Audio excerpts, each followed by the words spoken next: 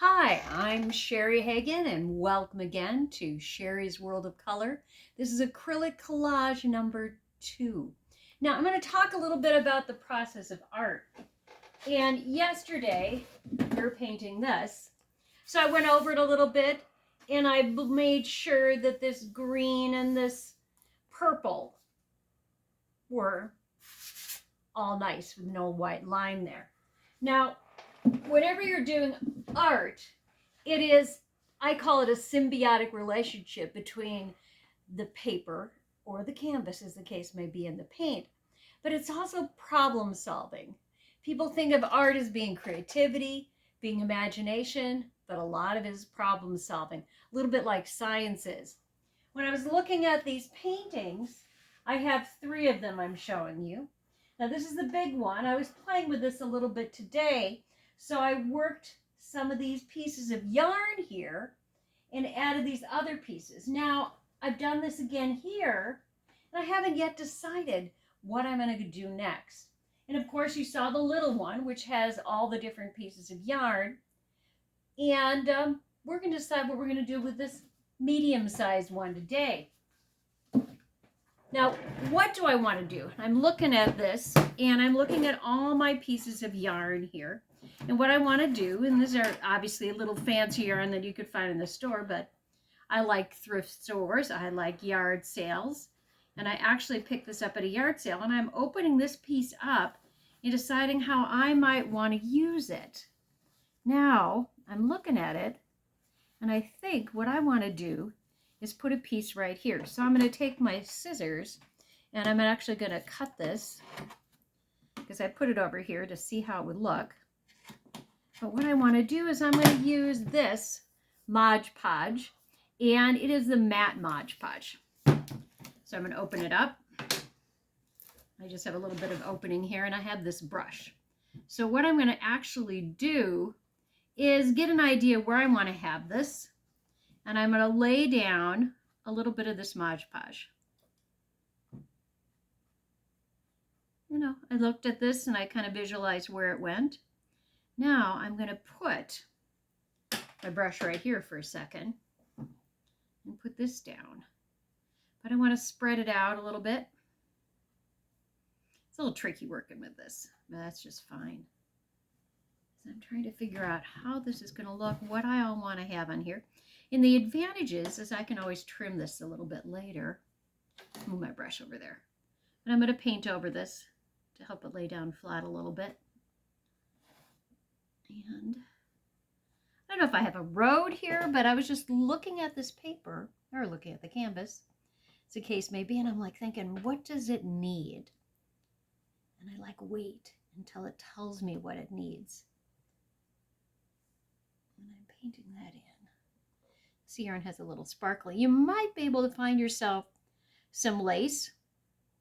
You could go to Walmart or one of those kinds of places. Or maybe you can ask Grandma if she's got some, or Grandpa, depending upon who does the sewing or crafting in your household. And they may have something laying around. Go to a local thrift store and see what they might have laying around. So you notice how I'm painting it, or gessoing it, or Mod Podge. Remember all the Mod Podge things a person does around the edge. Now I'm going to look at my yarn here and figure out what I want to do next. And it's telling me maybe I want to do a little bit of this. So I'm going to cut this here, and I like that right there. So I'm going to do that. Not being really worried about anything being realistic. Though you could make it into something realistic, I suppose, if it looked like this. Maybe this is a giant caterpillar, I don't know. But I'm laying this down, kind of filling the space to see how it's going to look. Now, with this Mod Podge, you don't really know until it's done how it's going to look. You get all this white here. Nice thing about this white, it's going to dry clear. But I'm using this to glue it down. And it's worked really well for me. I've been pretty happy with it. Now I'm going to come up here. Oops, I ran into my table. Nice having a chair with wheels. Takes you places.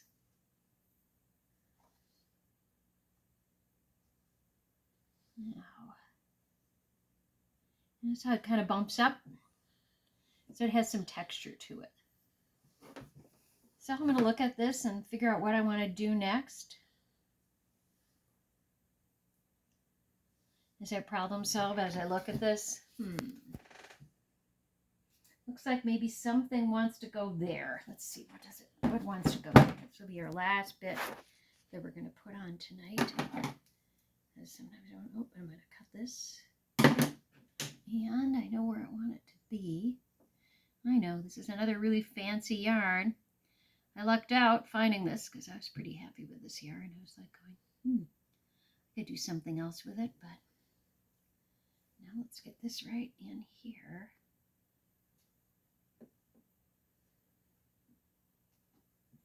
And I'm going to use this glue to glue it down. You notice it goes over the edge? I can always just trim that later, and I'm helping these little things stick down. Ooh, look at that, it's moving.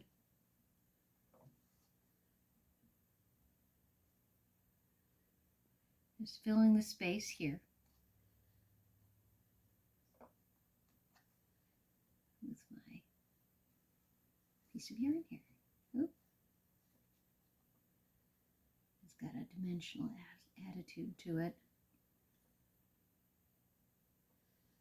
Okay, let's take a look. Well, you'll have to stay tuned on what this looks like later, because with all this white here, you can't really tell. But this is how we're going to start our piece. We can add more things to it later. So, I've got this brush here. I want you to make sure you wash your gesso brushes well. Your Mod Podge brushes. Gesso is like a white thing, and this is the Mod Podge, but it's the same principle. When you wash it, get this all clear, and then take a little soap and rub it in there so it doesn't have anything hard drying in it. So, this is Sherry Hagen signing off. Gather up all those yarns, get some painting done, and have some fun with your imagination, your creativity, and your problem solving. Bye-bye!